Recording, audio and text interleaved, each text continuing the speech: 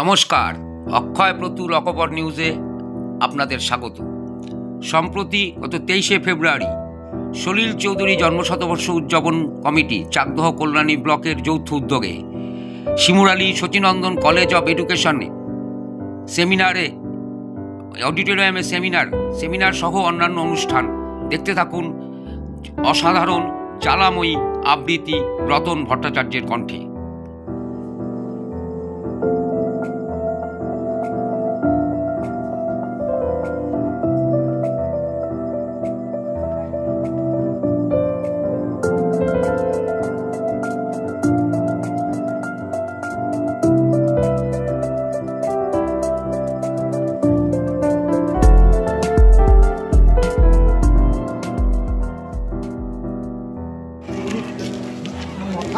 এবং সুরের দিক প্রবলভাবে সমৃদ্ধ করেছে।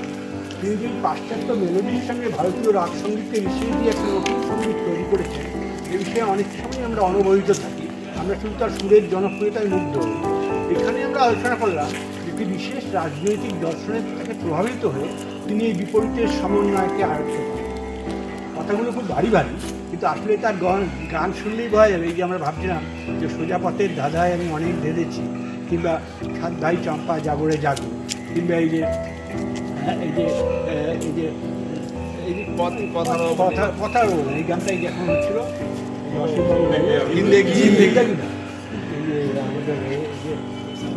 এই সামালো ভাই হোক, কাছে দাও শান হোক, কাছে দাও শান, বা ধরুন রানার বা পালকির গান, বা কোনো এক গায়ের বধুর কথা তোমায় শুনেছি।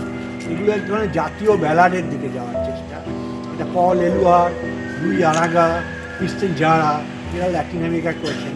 সলিল চৌধুরী বাঙালি বলে, ভারতীয় বলে সেই গুরুত্বটা পান না। তাকে আমরা সাধারণত জনপ্রিয় সঙ্গীতকার হিসেবে দেখেছি।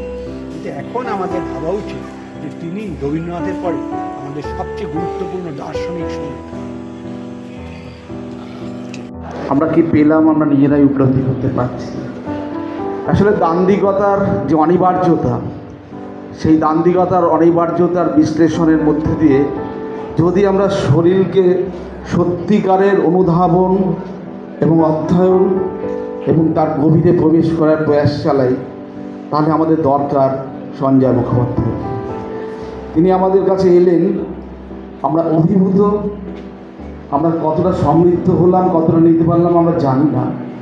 কিন্তু আজকের এই দিন, আজকের এই 23শে ফেব্রুয়ারি আমাদের সলিল সম্মাননা জ্ঞাপনের, সলিল চর্চার একটা গুণগত পরিবর্তনের দিন বলে আমরা মনে করি। কেননা এতদিন যেভাবে আমরা গতানুগতিকতার সাথে সলিলকে দেখেছি, সলিলের গান শুনেছি, কিছু অংশে কবিতা পড়েছি, তার সাহিত্য সম্পর্কে অবহিত হয়েছি, সেটা যে সেখানেই সীমাবদ্ধ থাকার কথা নয়, তা আজকে আমরা বুঝলাম অন্যরকম একটা কথা বলার মধ্যে দিয়ে।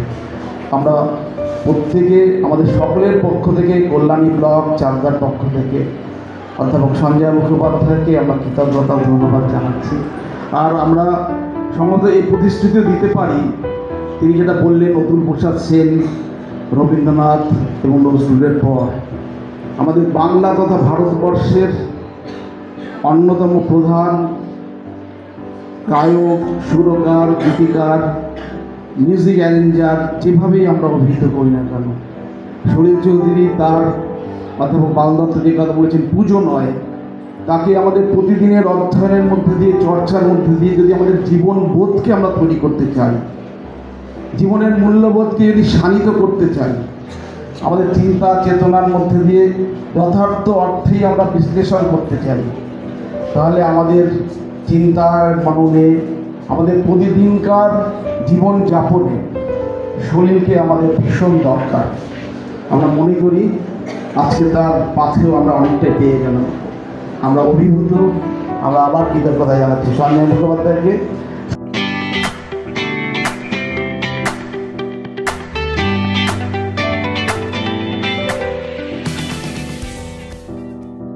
নেই হাসি আর গান ভালোবাসা দিয়ে গড়তে চেয়েছি কর্মমুখর জীবনের মাঝখানে। মিছিলে মিলেছি কেননা আমরা মায়েদের কোলে উপবা শিশুদের আর্তনাদের বাংময় ভাষা শুনেছি। কেননা আমরা ফিরে পেতে চাই আমাদের যত ঋত যৌবন, কেননা দেশের জনগণ যত ঘর বাড়ি ফিরে পেতে চায় তাদের জন্মদাতা। এদেশের প্রতি মায়ের চক্ষে আমারই বেদনা ঝরে, এদেশের প্রতি শিশুর বক্ষে আমারই স্বপ্ন মরে, আমারই রক্ত ঝরে। কাক দ্বীপে টুঙাজোড়া মাল্য হে, ভরদ্বাজের হৃদয় পিণ্ডে আমারই ধমনী বহে। তাই দেশে দেশে যত প্রতিরোধ, তারই মাঝে তুলি রক্তের শোধ। নানকিং আর প্যারির যুদ্ধে আমরাই সাথে আছি, কাক দ্বীপে মরে আমরা আবার তেলেঙ্গানায় বাঁচি। কাকদ্বীপ, শোনো কাকদ্বীপ, সেই চন্দন পিড়ি শ্মশানে যেদিন আমরা হল্লামাকে চিতা শয্যায় তুললাম, আহা চিতা শয্যায় যেন কলজে জ্বালিয়ে ফেললাম।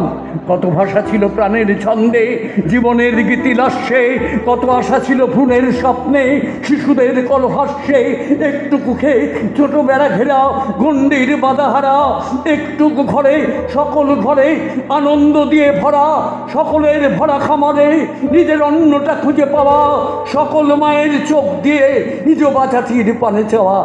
আয় সেদিন আমরা হু হু করে কেঁদে চোখের নৌকো ভাসিয়ে হতাশার জ্বরে আছড়ে পড়েছি, কেঁদে শুনিয়েছি মা গো, এমনি করে কি জীবনের যত মূল্যের বিনিময়ে পার পার কালো রাত্রিকে হবে কেনা, রাত্রির দামে কবে শোধ দেব জীবনের যত দেনা।